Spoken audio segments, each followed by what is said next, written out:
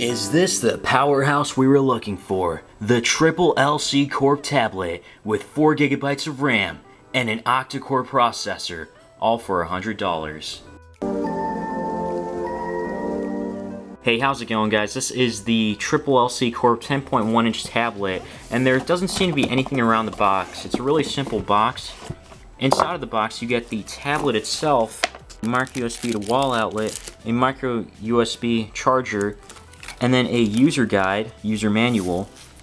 Then you get a micro USB to USB adapter, a stylus, and a pair of earbuds. Wow! And on top of that, you get an extra screen protector. By the way, you have 2 of these adapters, they're different sizes. So we have the tablet here with the front camera in the middle, and then you have the volume keys and the power button on the side, and the 3.5mm headphone jack, micro USB to recharge the tablet. And I gotta say, the back is just has this like plasticky finish. If you've had a Samsung device before, when they were plastic, like, you know, the Galaxy S3, the S4, even S5, I want to say, that's what it feels like. Just very, very cheap plastic. Then uncover this, you get 2 SIM trays and then a micro SD card slot. And then you have flash along with the rear camera. That's pretty nice. On the back, there are 2 speaker grills, but it might just emit from one side, so there might just be 1 speaker grill, but it's showing 2.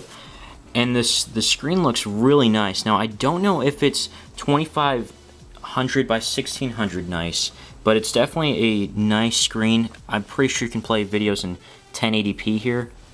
We'll lower the brightness, and then we can take a look at it's running Android 6.0 likely, or 2560 by 1600. It's a little hard for me to tell, I'm not gonna lie. It doesn't really feel like it. So Android 6.0, a little outdated at Android firmware. Then you got storage here. There's about, wow, 57 gigabytes available. All of this just for $100. It does sound a little fishy, but I definitely want to see how performance is, because that's what matters the most. Pretty much all these buttons, they can light up the screen. And then this also, as well as a 5-pin magnet to recharge the watch. And then you have this kind of... So you may have noticed in the beginning that it was lagging quite a bit. I did skip forward by about 20 seconds, so I'm going to assume that that lag was just on the internet, even though it was showing that it was white. But either way, it did kind of smooth out. I'll have to play a few more videos to give a better feel for it. But this can only play videos in 720p at 60 frames per second if needed. But my video does not have 60 FPS or 60 frames, so that's one thing. And the sound quality is actually pretty loud. I mean, of course it's tinny. I believe it only emits from one side, it seems like, but still louder than other tablets I've tested at around the price range. So the screen resolution isn't as sharp as what we might think. Based on the Geekbench, it's saying that it has a 1280 by 800 display with the pixels per inch at 210, which is a little low, but it's not too low. Definitely prefer a 1080p screen. That would be a lot nicer. Mali 400 MP GPU.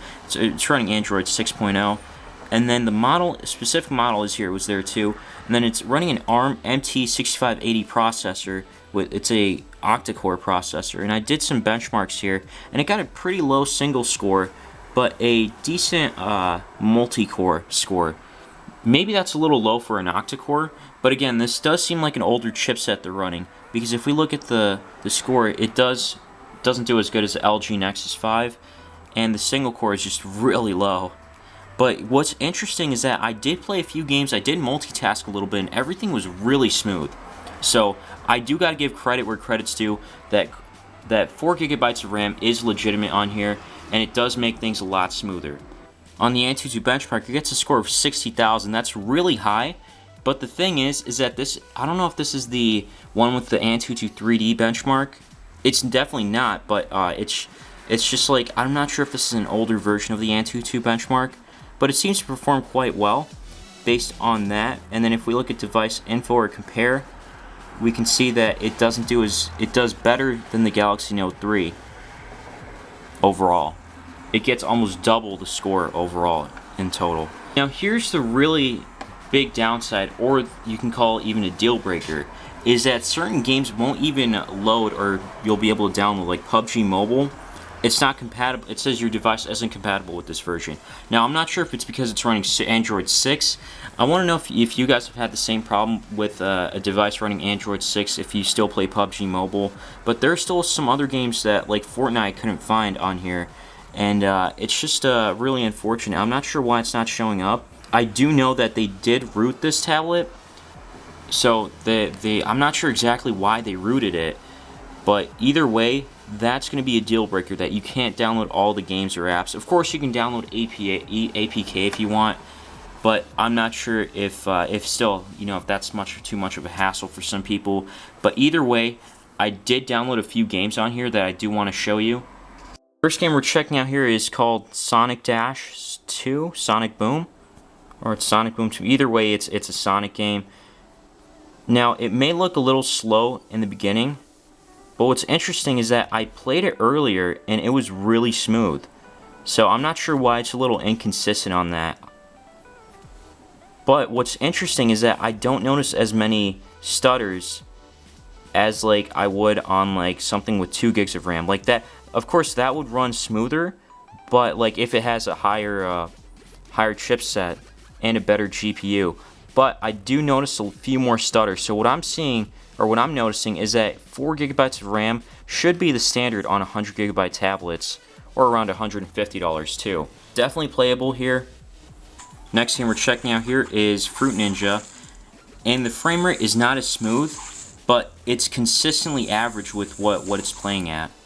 Now again, I hate going back to RAM, but I'm not sure if that's why like it's consistently average. Now I wish there was a frame rate bar somewhere that I could be able to see to give you a better feel, but it seems to be average. I want to see, I want to see this is still kind of playable.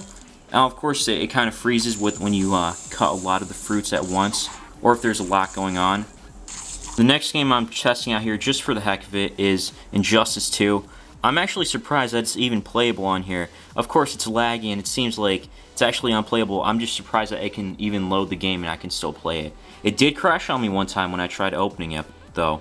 This is definitely not going to be a game that you'd be looking to play. So overall, high-end games would not work on here. 4 gigabytes of RAM is impressive. I wish it did run Android 7.0 so you can have multitasking on here, to have like 2 apps or 3 apps open at once, because 4 gigabytes of RAM is impressive. This is the only tablet I know that's running 4 gigs of RAM at the time of this video.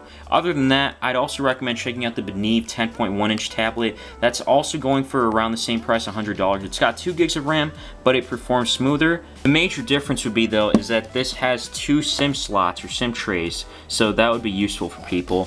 And one other thing I forgot to show is the camera. The camera is actually a lot similar than a lot of other tablets from what I saw in the rear camera, but the front looked totally different to me.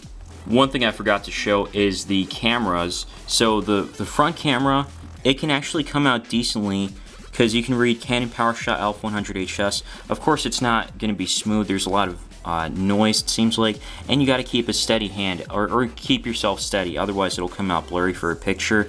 It's also, it's also not as smooth as some other tablets, but again, for a tablet, it's usable, and the rear camera is actually not bad either. You can actually read this a lot better than the front camera, because I believe this is a 5 megapixel rear and 2 megapixel front. Either way, the specs are going to be in the link in the description below. And overall, I would say it's not a bad choice. Definitely better than the AOSIN 2018 model that we saw. And besides that, I can't say it's the best tablet I've used, but so far, it's alright for the price it is. Leave a like if you found this video helpful, and subscribe if you want to see more.